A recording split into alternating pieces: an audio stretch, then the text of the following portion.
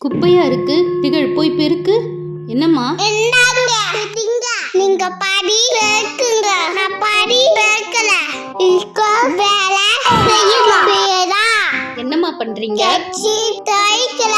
நீங்க வந்து துவைங்க. வாங்கம்மா. இந்த கட்சி மொத்தம் தவசா கேஸ் வராது பண்ணலாம். ஐடியா பாக்கு வீடியோ எடுத்து என்ன பண்ணலாம்?